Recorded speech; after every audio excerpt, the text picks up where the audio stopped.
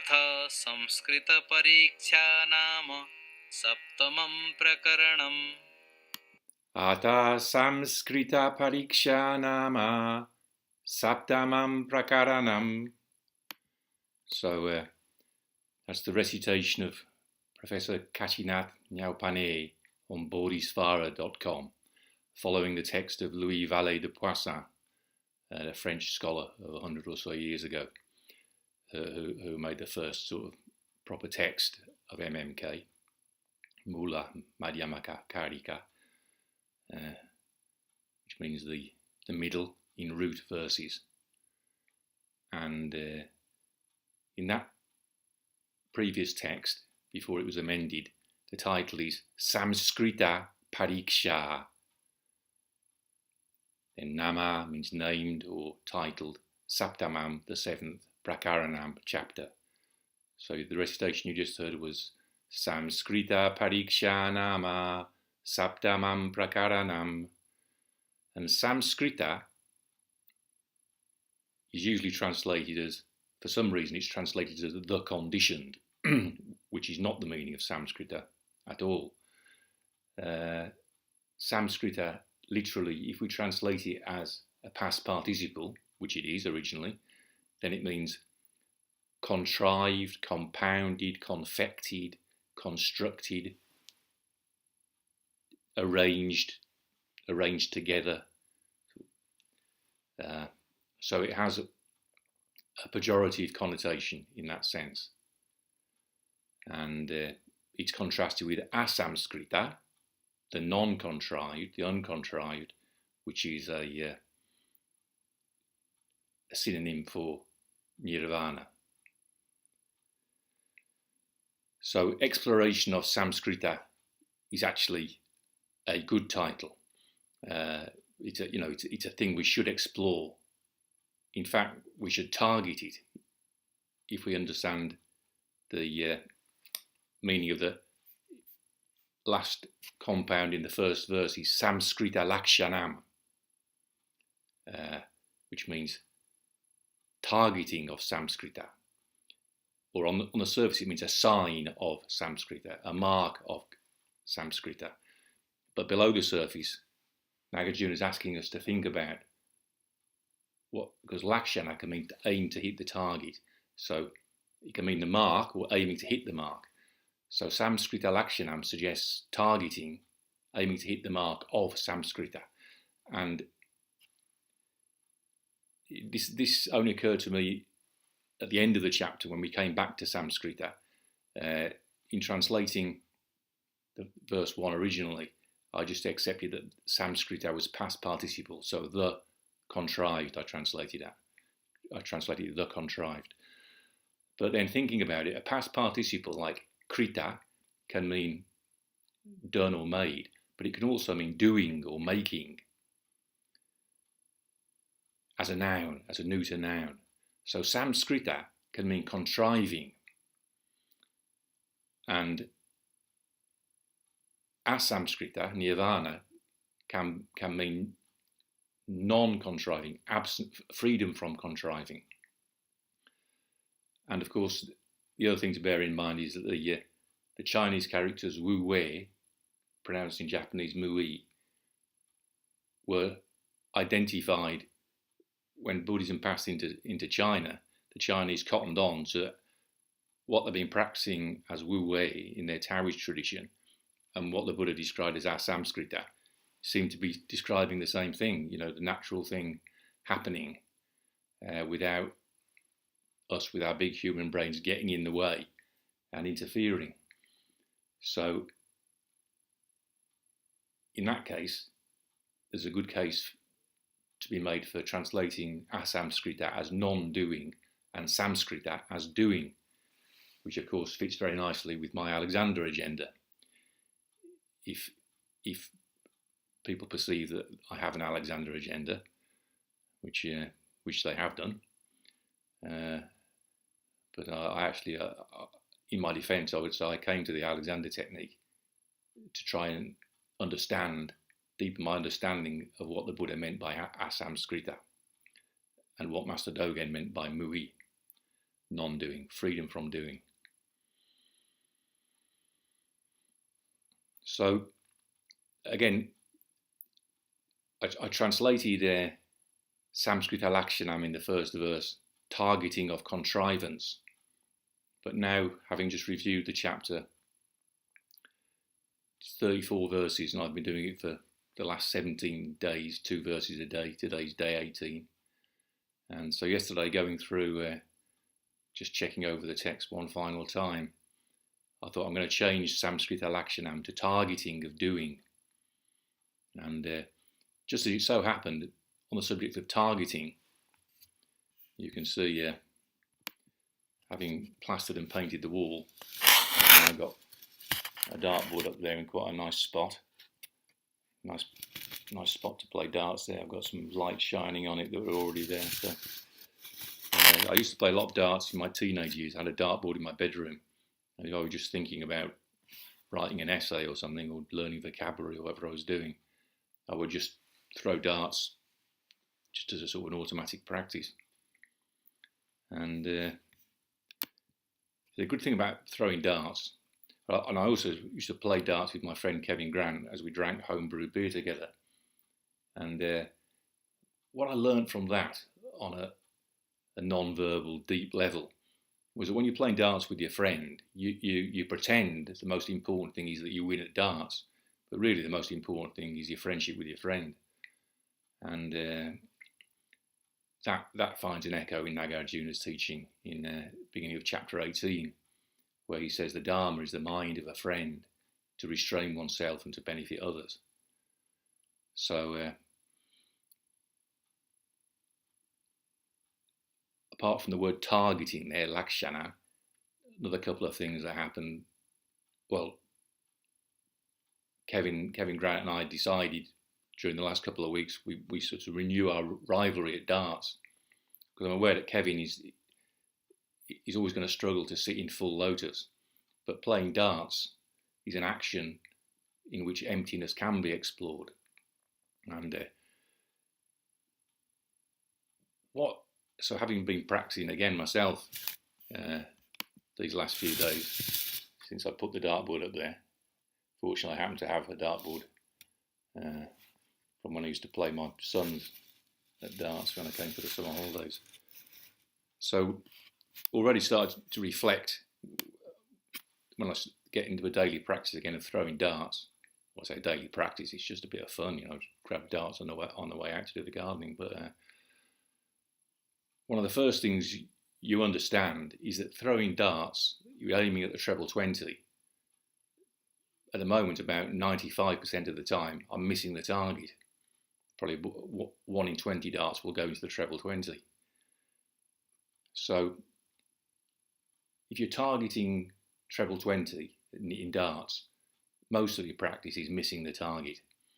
And of course, if you're targeting doing in Alexander work, you've got the example of a master like Marjorie Barlow saying the end of her life, I put my hands on the pupil and think about doing nothing. And then I ask myself, what kind of nothing am I doing? So even for her, her experience was mainly missing the target. And speaking of Marjorie Barlow again, I remember that she once said, I think she was quoting Carl Jung, and she said that the original meaning of sin is missing the target. I always remember that. She seemed to say it as if it meant something, it was something for me to ponder on.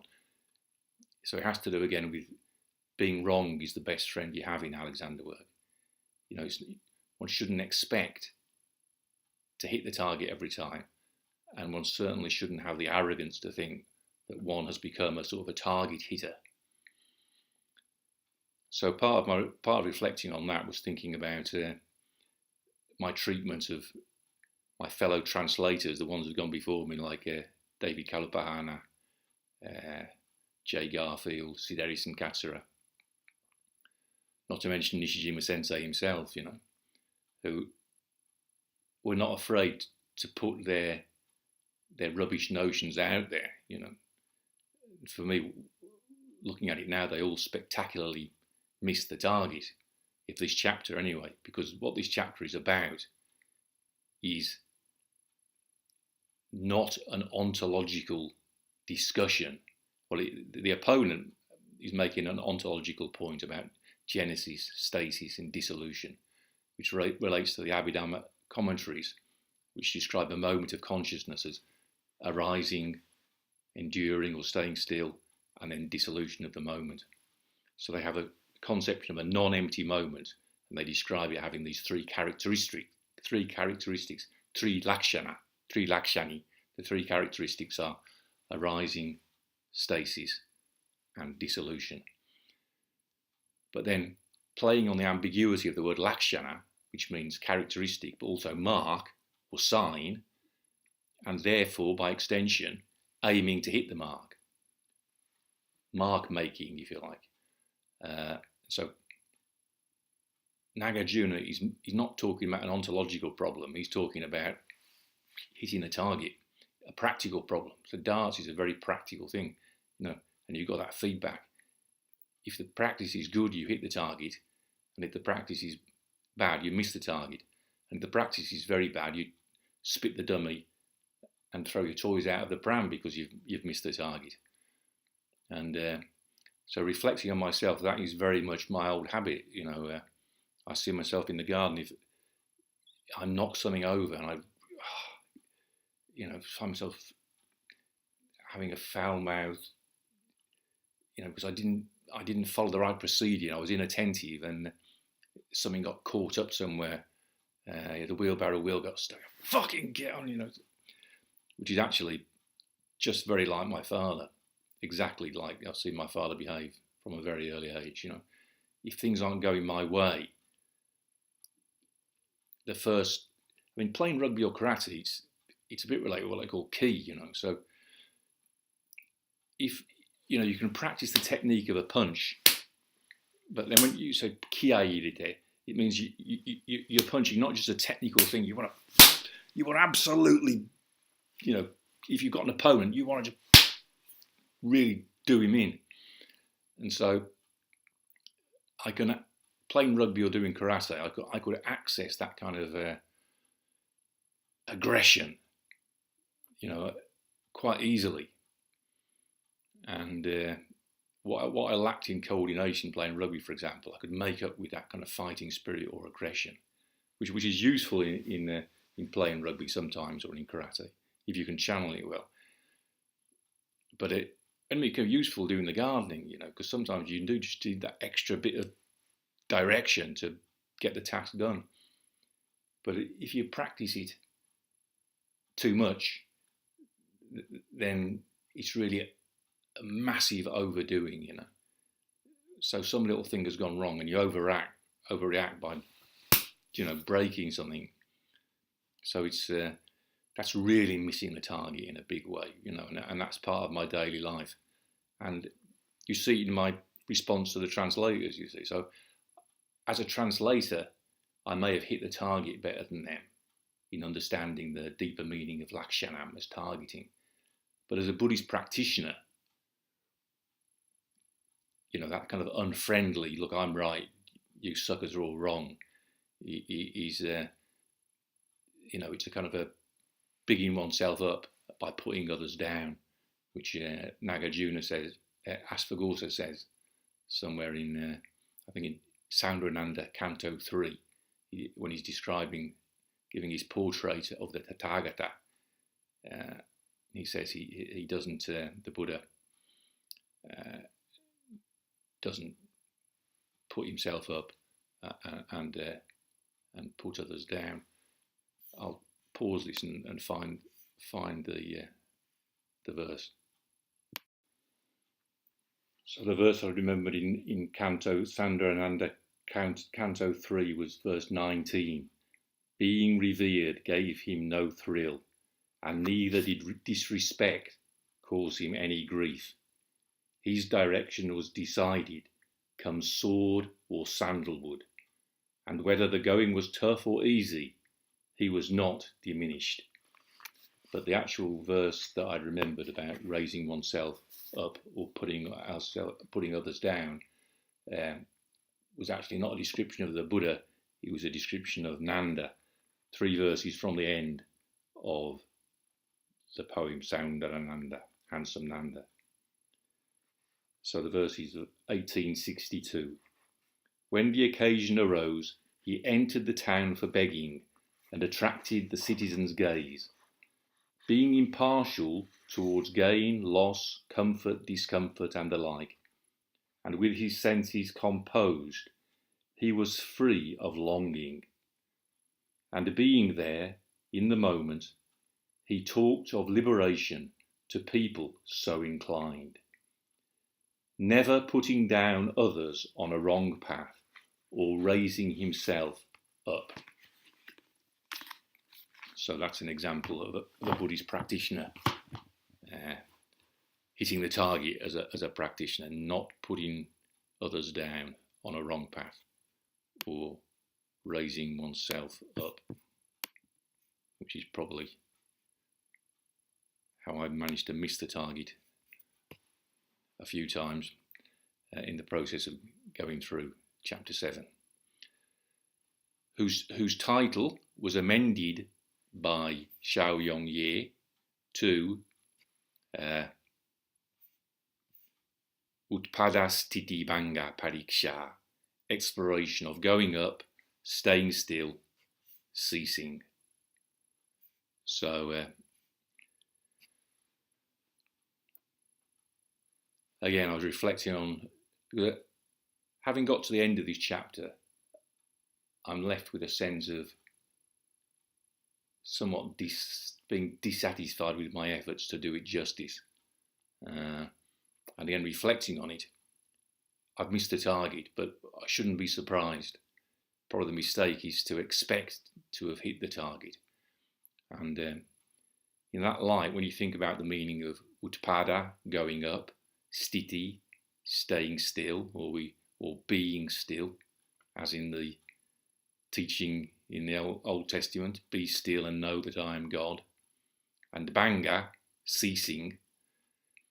So I've argued in the course of the last couple of weeks that I think Nāgārjuna's intention was ekatra, in oneness. There is no differentiation between going up, staying still, and ceasing. They're the same thing. But at the same time,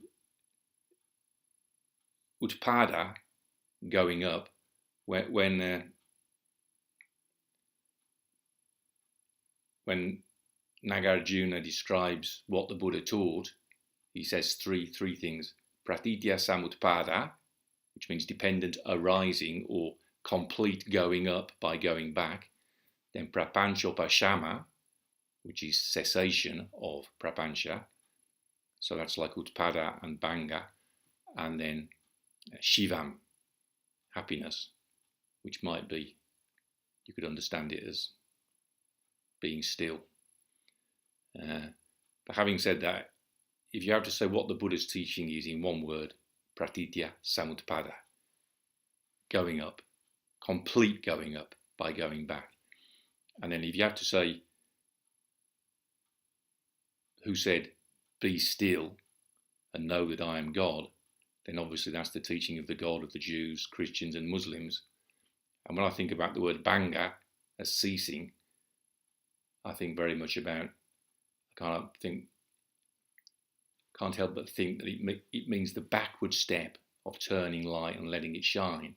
And that backward step is primary in the Alexander work, where you always have to come back to yourself rather than end-gaining, trying to grasp for something.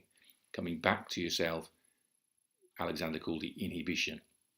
And Alexander said, when something goes wrong, it's always a failure of inhibition. Which, again, reflecting on my own sins, definitely true. It's always a failure of inhibition. So if it's 3 strikes and you're out, I'm out. Sounds a bit like that Leonard Cohen thing that he wrote at the end of his life. Was it, if you were the dealer, I'm out of the game. So going up, as you practice it in Alexander work, it's so easy to delude oneself that to feel one's going up, and the teacher comes along and tells you no, in so many words, no, that's down. Then being still, again, aiming to hit the target of being still is really an exercise in humility, because stillness is most certainly not something you can impose on yourself or contrive. It's really a state of grace. And then again, cessation, if it means inhibition, life is one failure of inhibition after another.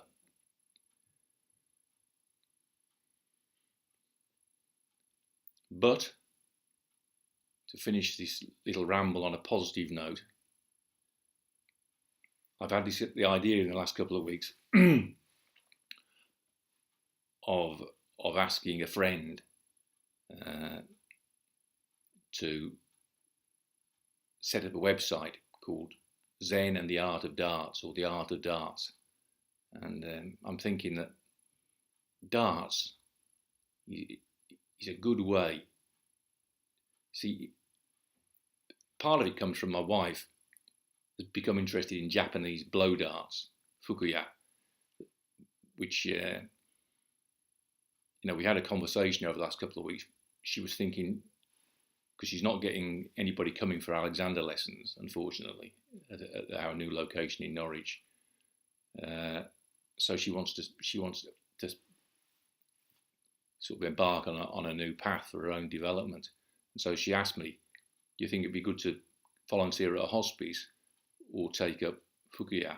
And without any hesitation, I just sensed, go for the blow darts, because I know my wife, she's got a competitive streak like me. She used to be captain of a basketball team. But besides that, remember Elizabeth Walker, the Alexander technique teacher, Elizabeth Walker, was trained by F.M. Alexander. I remember her emphasising it's good if you can apply the Alexander technique to something. If you can teach it in the context of, like my brother and wife have done, Alexander technique applied to swimming, or if you apply it to horse riding, or of making music, as in Nellie Ben-Or's case, it's a good way of clarifying for oneself what the work's about. If you apply in a field of activity where you get that feedback of missing the target all the time, or occasionally hitting it, but mainly missing it.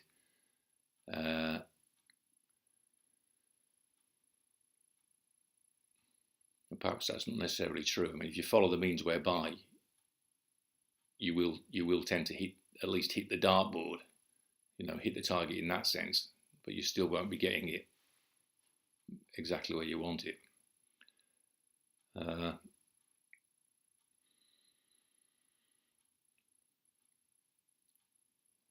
So the positive note, if you use darts as a field of activity in which to explore these principles, the positive thing about playing darts is you might have missed the board either on your last throw, never mind missing the bullseye or missing the treble 20, but every new dart is another chance to have a go at aiming at the target. And that's one of the things that, because one of the things my wife takes from the Alexander work more than I do, she, as Marjorie Barlow said, it's the most serious thing in the world, this work. That's what I usually take on board. But you mustn't be heavy about it. It has to be fun. So that's the point my wife usually remembers when she's teaching an Alexander lesson. There's always a lot of laughter coming from the room, So darts, for me, darts has always been fun, especially since when I used to play competitively with my old friend Kevin Grant. Even though we took it seriously, really in the background was the understanding that what was really important was friendship, or having fun, not winning the game, not even hitting the target. Even though that was what you're aiming for, it wasn't the most important thing. So Zen and the Art of Darts Principle number 1, it's all about missing the target and carrying on regardless. You might hit the target with your next throw. In that spirit, utpāda-sthiti-bhaṅga-parīkṣā nāma saptamaṁ prakaraṇam. Chapter 7, exploration of going up, staying still, ceasing.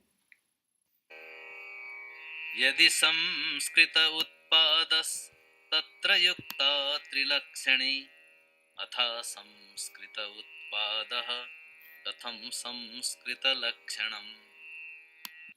Yadi saṁskṛta-utpādas tatra yuktā tri-lakṣaṇī athāsaṁskṛta-utpāda katham saṃskṛta-lakṣaṇam. If going up is contrived, the 3 defining marks are applicable to it. Whereas if going up is uncontrived, how is there a sign of contriving? Or, whereas if going up is free of doing, how is there targeting of doing? Or again, how is contriving relevant?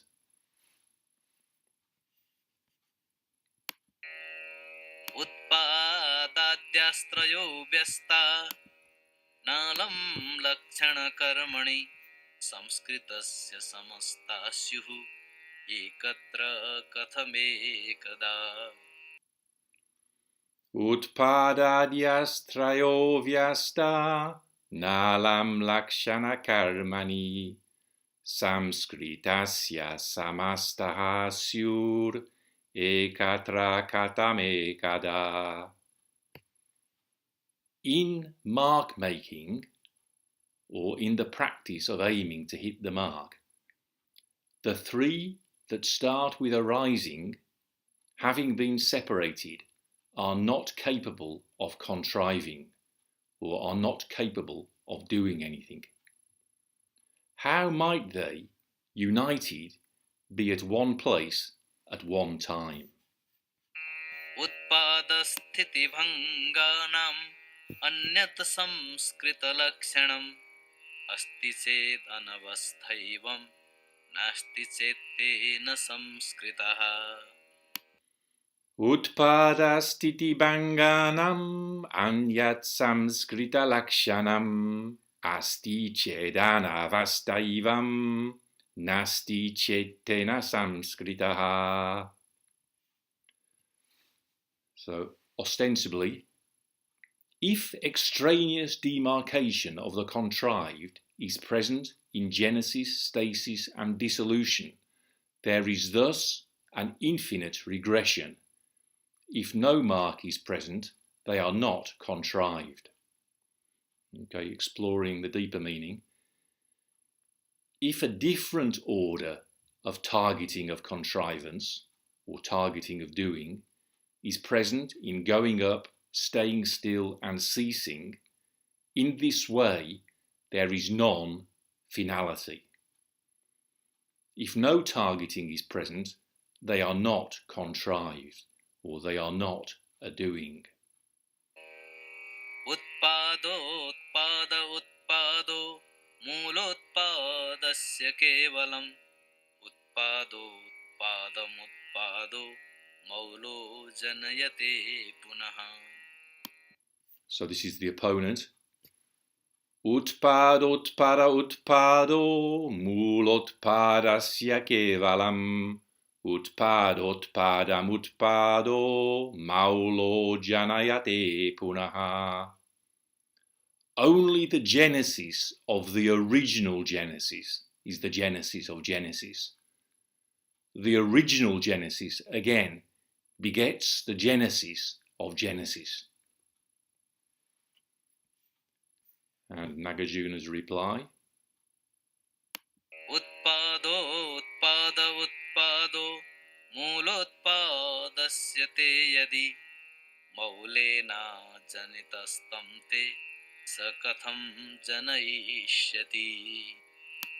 utpādo mūlotpādasya te yadi maulena janitastam te sa kathaṁ janayisyati.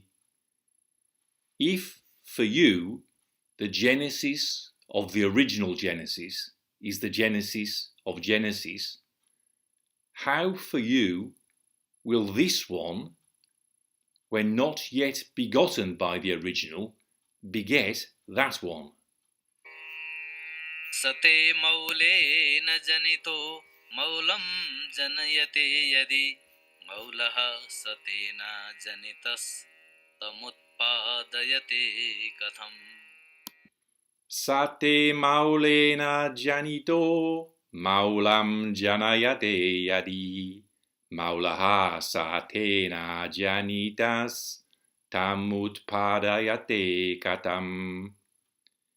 If for you it begets the original once begotten by the original, how does this original, when not yet begotten by those means, cause that one?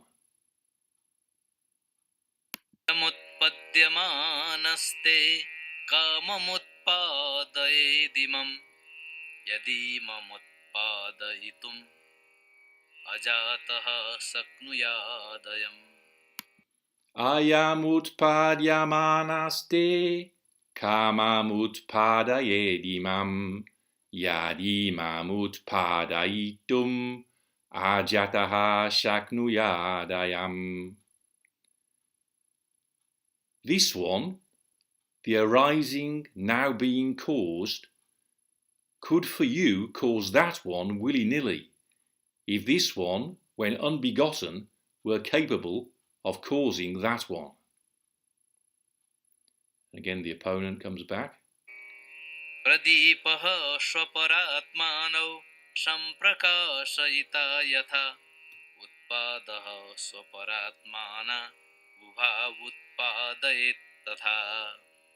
Pradipa svaparatmanau samprakashayate yata utpada svaparatmanav utpādayet tatra. Just as a lamp lights up itself and the other, so might Genesis cause both itself and the other.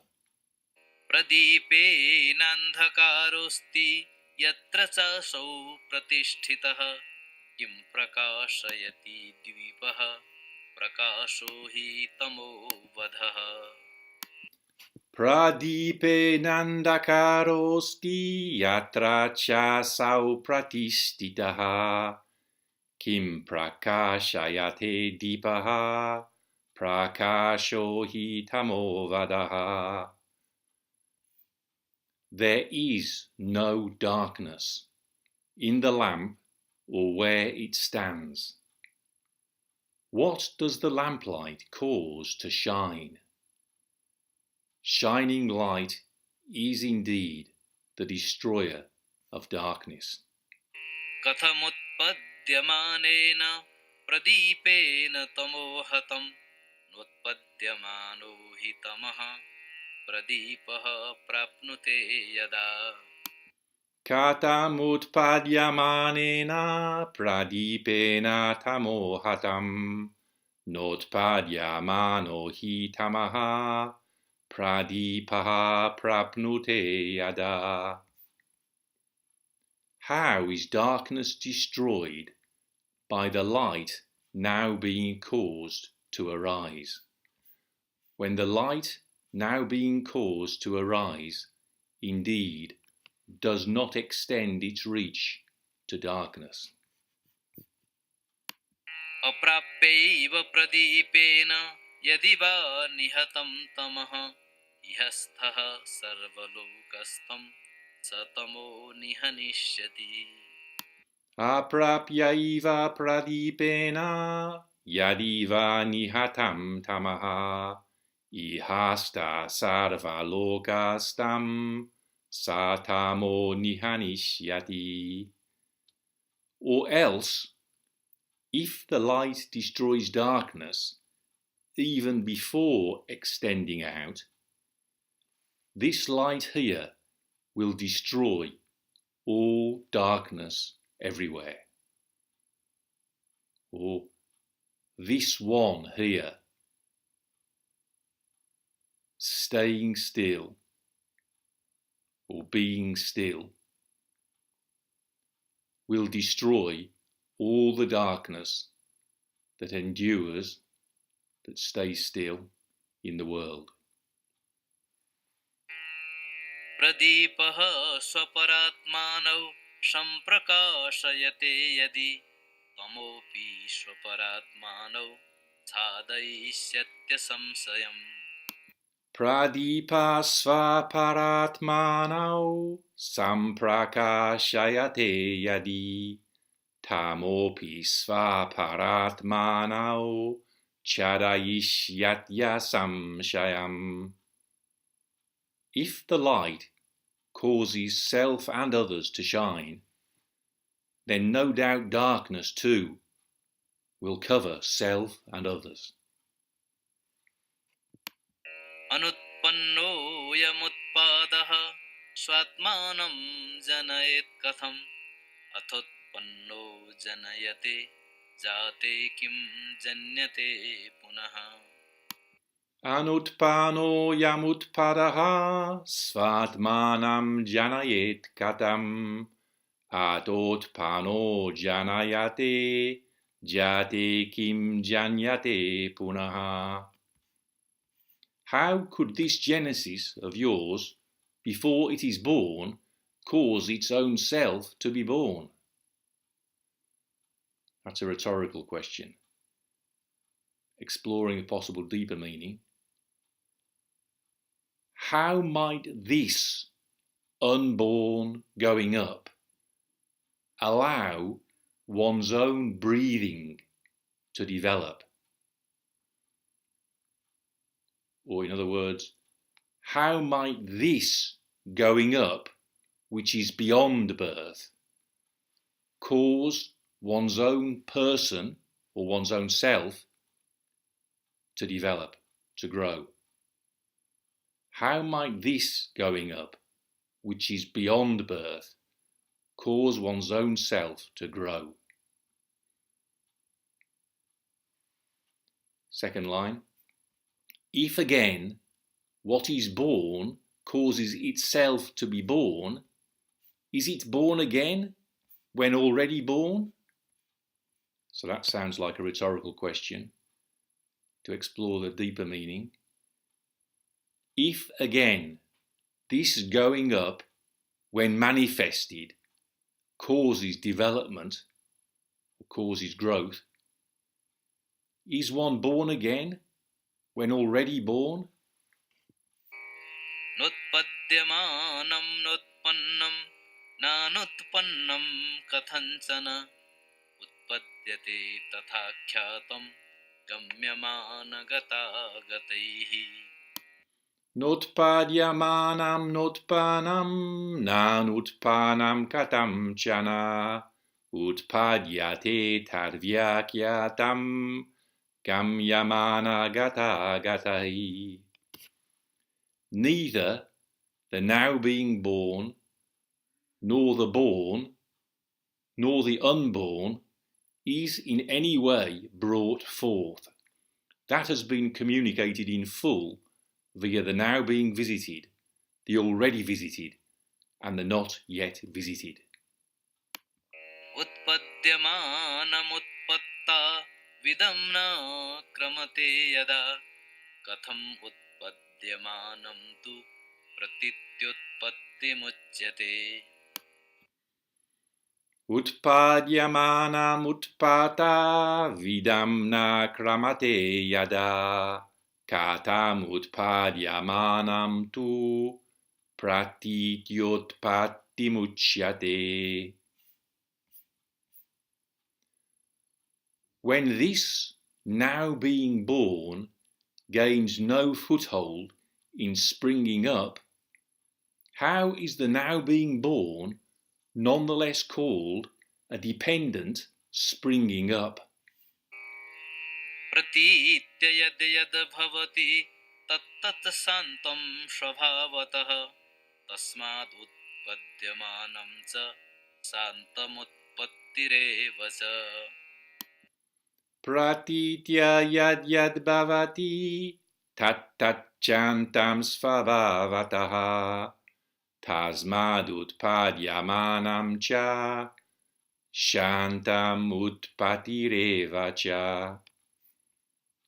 Whatever is dependent, that, in terms of its self-existence, is extinct. On those grounds, the now being born is extinct, and so most certainly is springing up. यदि कश्चिद् अनुत्पन्नो भावः संविद्यते क्वचित् उत्पद्येत स किं तस्मिन् भाव उत्पद्यते सति Yadi kaschidānutpāno bhavaha samvidyate kvachit utpadyeta sa kim tasmin bhava utpadyate sati. If any unborn thing were found anywhere, it might be born. Where that thing is in existence, what is born? So again, on the surface, that's a rhetorical question. Exploring the deeper meaning, if beyond birth some indefinite living being is realized at some ineffable place, he, she or it might be going up. Where that being is really present, what goes up? उत्पद्यमानमुत्पादो यदि चोत्पादयत्ययम् उत्पादयेत्तमुत्पादम् उत्पादः कथमः पुनः Utpādyamanam utpādo yadi chotpādayatyayam utpādayettam utpādam utpādaḥ kathamaha punaha. And if this arising gives rise to the now being born, which arising might cause that arising once more to arise? Or, and if this going up gives rise to the now being born, which of many acts of going up might give rise afresh to that going up? अन्य उत्पादयत्येनं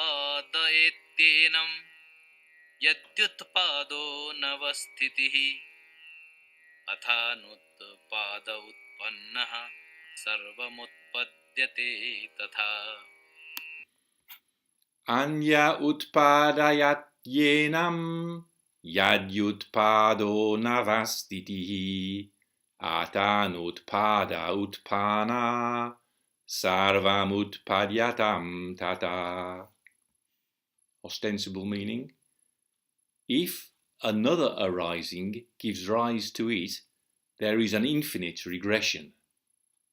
Or if it is born already without arising, let everything be born like that. In a possible deeper meaning, if going up of a different order causes it to go up, there is non-stasis. If again it has gone up without going up, let everything be uplifted like that. Or another possible deeper meaning, if alternative or idiosyncratic going up causes it to go up, there is non-fixity. If again it has gone up without a genesis, let everything be uplifted like that.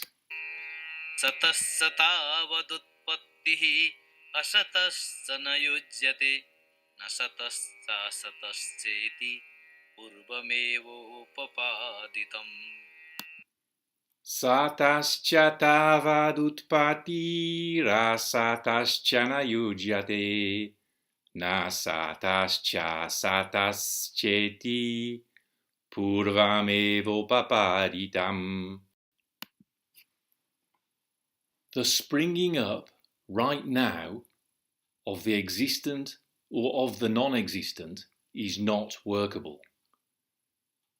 That it is not of the existent or of the non-existent is just as has been tackled previously. निरुध्यमानस्योत्पत्तिर् न भावस्योपपद्यते यश्च निरुध्यमानस्तु स्वभावो नोपपद्यते Nirodhyamanasyotpatir nabhavasyopapadyate yascha nirodhyamanastu sabhavo nopapadyate. Springing up is impossible for a thing now being suppressed. But what is not now being suppressed cannot be a thing. न स्थितभावतिष्ठत्यस्थितभावो न तिष्ठति न तिष्ठति तिष्ठमानः कोऽनुत्पन्नश्च तिष्ठति Nastitas tishtate bhavaha stito bhavo natishtati natishtate tishtamana konutpanascha tishtati. A non-static thing does not stay still. A static thing does not stay still. One now staying still does not stay still. And what, being unborn, stays still? Or who, being beyond birth, stays still? स्थितिर्निरुध्यमानस्य न भावस्योपपद्यते यश्च निरुध्यमानस्तु स्वभावो नोपपद्यते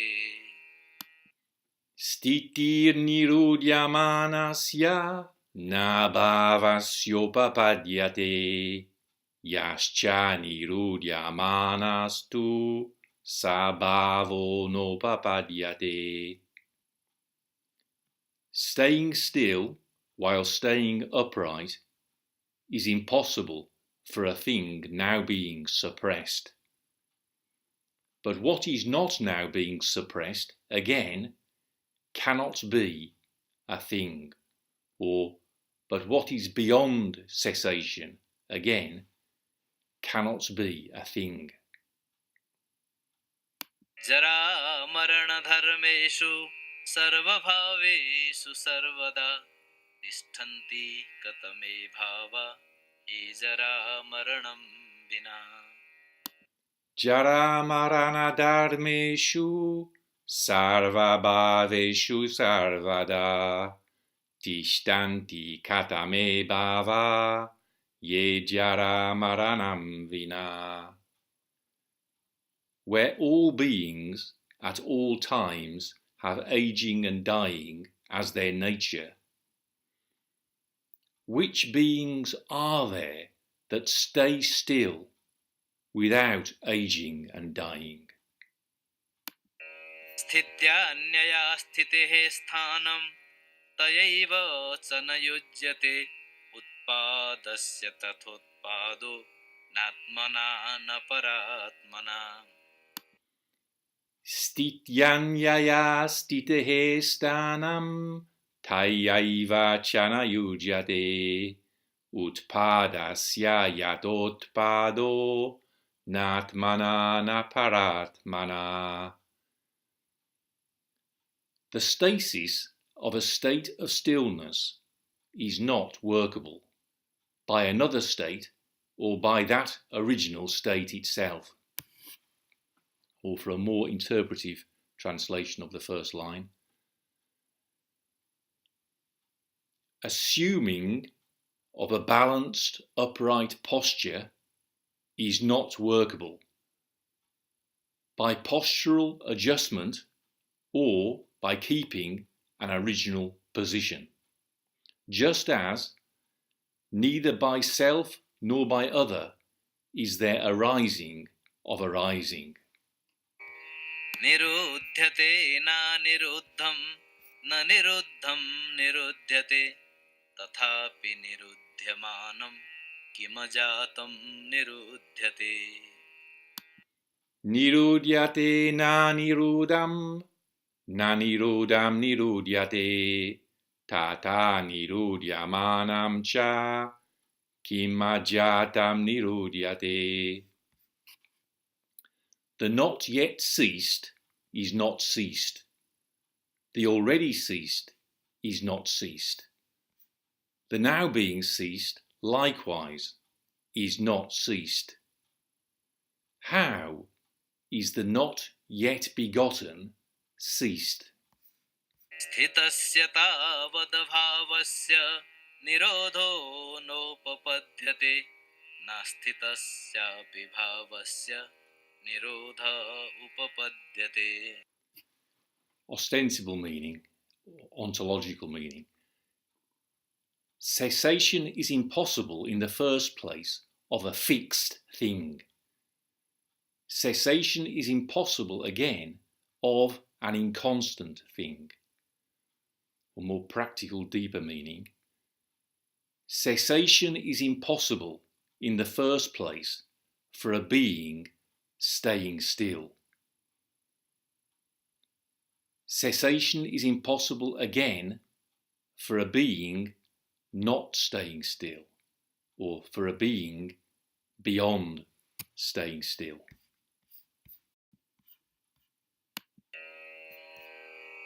Tayaiva avasthaya avastha nahi saiva niruddhyate, anyaya avasthaya avastha na chanyaiva niruddhyate. Tayaiva avasthaya avastha nahi saiva niruddhyate, anyaya avasthaya avastha na chanyaiva niruddhyate. A specific state is not stopped, indeed, with recourse to that specific state. One specific state is not stopped again with recourse to another different state. Yadaivam sarvadharmanam utpādo nopapadyate, tadaivam sarvadharmanam nirodho nopapadyate. Yadaiva sarvadharmanam utpādo nopapadyate, tadaiva sarvadharmanam nirodho nopapadyate. At the very moment when, for all happenings, birth is impossible, then equally, for all happenings, death is impossible. Satasya tavadbhavasya nirodho nopapadyate, ekatve nahi bhavasya na bhavasyopapadyate. Satasya tavadbhavasya nirodho nopapadyate, ekatve nahi bhavasya na bhavasyopapadyate. The cessation of an existent thing is, in the first place, impossible. For in oneness, neither thing nor absence is possible. So that's a more ostensible or ontological meaning. The deeper meaning, death is impossible in the first place for a really living being. For in oneness, neither existence nor non-existence is possible. Asato pina bhavasya nirodha upapadyate na dvitiyasya sirasas chedanam vidyate yatha. Asatopi na bhavasya nirodha upapadyate na dvitiyasya shirasas chedanam vidyate yata. So the ostensible meaning is to do with ontology. The cessation of a non-existent thing is again impossible, just as there is no cutting off of a second head. But the deeper meaning is something like, death is impossible again for a living being who is beyond being right, just as there is no cutting off of a second head. Or you might phrase it, death is impossible again for a living being who is through with ontology, just as there is no cutting off of a second head. Na svatmana nirodhosti nirodho na paratmana utpādasya yathotpādo natmana na paratmana. Na svatmana nirodasya nirodho na paratmana utpādasya yathotpādo natmana na paratmana. The ending of death is neither by one's own self nor via the other, just as the beginning of going up is neither by oneself nor via the other. Utpāda-sthiti-bhaṅgānām asiddher nasti saṁskṛtam saṃskṛtasya prasiddhau ca katham setsyatya saṃskṛtam. Utpāda-sthiti-bhaṅgānām asiddher nasti saṃskṛtam saṃskṛtasya prasiddhau ca katham setsyatya saṃskṛtam. If we translate saṃskṛtam as contriving or the contrived, through non-establishment of going up, staying still, cessation, there is no contriving, or there is no contrived. And where contriving, or the contrived, is not substantiated, how will the uncontrived, nirvana, be established?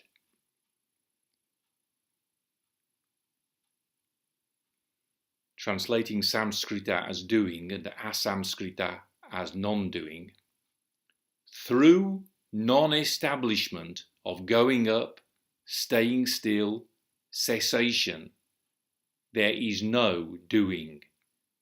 And where doing is not substantiated, how will non-doing be established?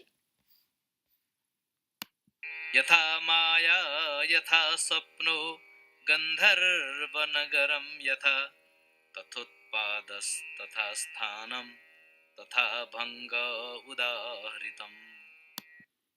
Yata maya yata svapno gandharva nagaram yata tatotpādas tatha sthanam tatha bhanga udahritam.